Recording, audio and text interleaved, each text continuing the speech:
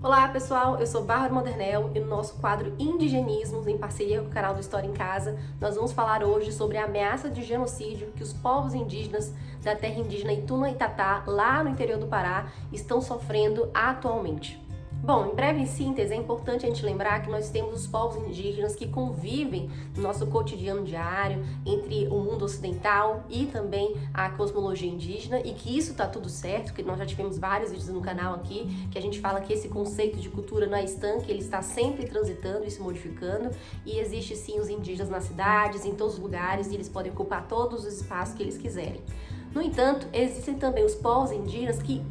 querem permanecer em isolamento. E isso também é um direito desses povos de continuarem nesse processo de isolamento. Por isso que existem medidas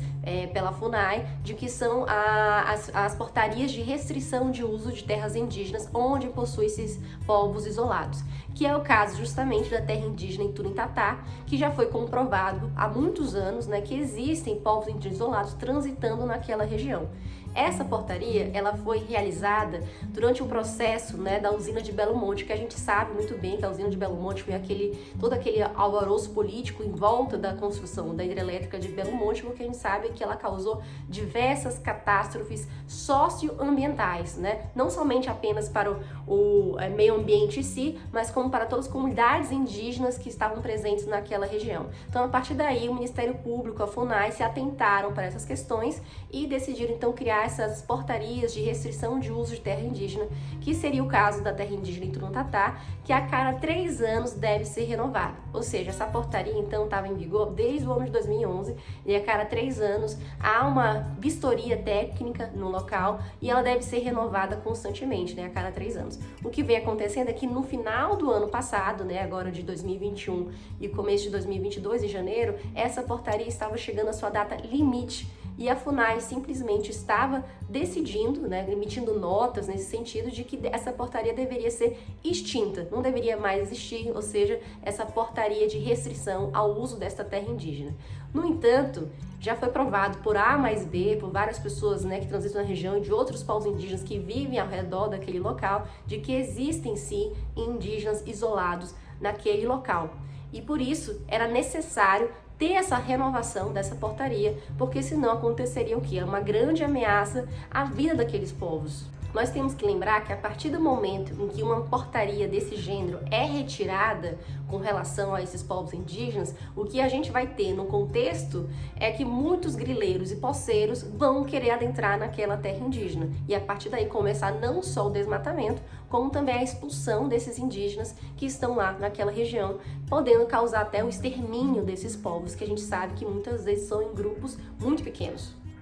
Então, desde a década de 70, já foram avistados esses povos indígenas isolados nessa terra indígena em específico, e ela nunca teve a sua demarcação concluída, por isso que então sempre foi necessário essa renovação dessa portaria como uma ideia de proteger estes povos indígenas. No entanto, nesse último momento que aconteceu com a FUNAI, que foi agora em dezembro e janeiro, no momento que estava expirando essa portaria, a FUNAI emitiu uma nota sobre essa questão. E eu vou trazer aqui para vocês, como sempre trago essas notas, para a gente ter uma ideia de o que está acontecendo. Então eles falaram o seguinte, que após mais de 10 anos de sucessivas portarias de interdição da área e inúmeras excursões sobre voos para verificar a presença de supostos indígenas isolados na região, não foram localizados nem identificados grupos em isolamento no local. O que nós podemos perceber com essa nota emitida da FUNAI é que nós temos um órgão indigenista específico criado pelo nosso governo federal que visa proteger os povos indígenas, emitindo, na verdade, um comunicado